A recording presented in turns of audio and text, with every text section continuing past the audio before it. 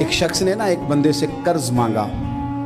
اس نے کہا مجھے قرضہ دو. وہ کہنے لگا کہ کتنا قرضہ؟ اس نے کہا 1000 دینار. دینار سونے کا ہوتا تھا، درہم چاندی کا ہوتا تھا. 1000 دینار چاہیے. اس نے کہا کوئی گواہ ہے تیرے پاس؟ غریب کا گواہ بھی کوئی نہیں بنتا.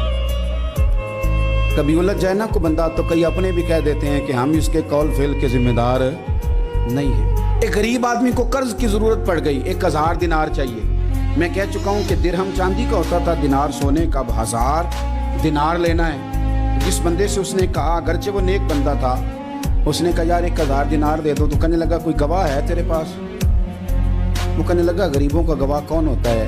ہاں ایک گواہ ہے. کہا کون؟ کا میرا رب، وہ تیرے اور میرے بیچ گواہ ہے. اس نے کہا کوئی کفیل، اگر تو پیسے نہ دے سکے تو وہ بعد میں دے دے، یا تجھے کچھ ہو جائے تو وہ دے دے. اس نے کہا کفیل بھی میرا اللہ ہی ہے.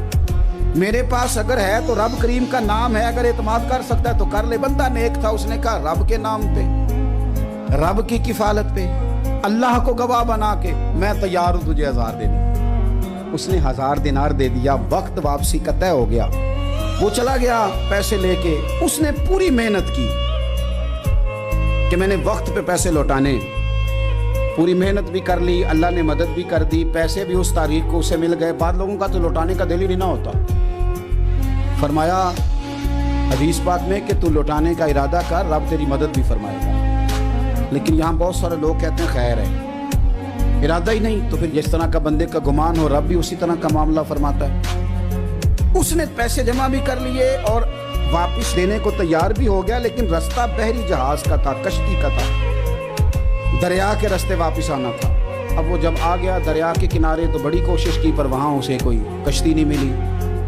وقت پہ پیسے لوٹانے ہیں، سفر کرنا ہے، اب سواری میسر نہیں ہے. سوچ سوچ کے پریشان تھا کہ میں نے تو اللہ کے نام پہ لیے.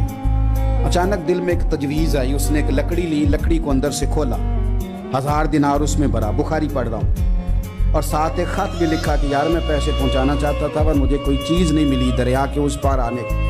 اللہ کے نام پر تیری طرف روانہ کر رہا ہوں. اور یہ کہہ کہ وہ لکڑی دریا میں رکھ دی. وہ لکڑی ڈوب گئی ہے. واپس آ گیا. وہ جس نے پیسے لینے تھے وہ عین مقررہ وقت پر دریا کنارے آیا.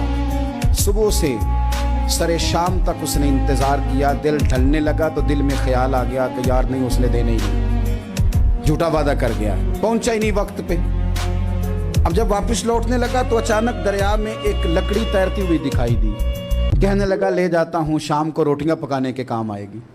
ایندھن بنا کے جلا لوں گا، ہنڈیا پک جائے گی. لکڑی اٹھا کے جلانے کے لیے گھر لایا. گمان تھا کہ وہ نہیں آیا وعدہ کر کے. اللہ کو کفیل اور وکیل بنا کے اور گواہ بنا کے پھر بھی نہیں آیا. لکڑی لے کے گھر گیا، بخاری ہے. اور جب اس کو چیرا نہ کہ میں اس کی آگ جلاؤں گا، کھولا تو اندر سے 1000 دینار بھی نکل آیا، خط بھی نکل آیا. اب ذرا سمجھنا، اس کے دل میں بات کس نے ڈالی کہ تو لکڑی میں پیسے ڈال دے؟ اللہ نے. اس بندے کو مقررہ وقت پہ کنارے بھیجا کس نے؟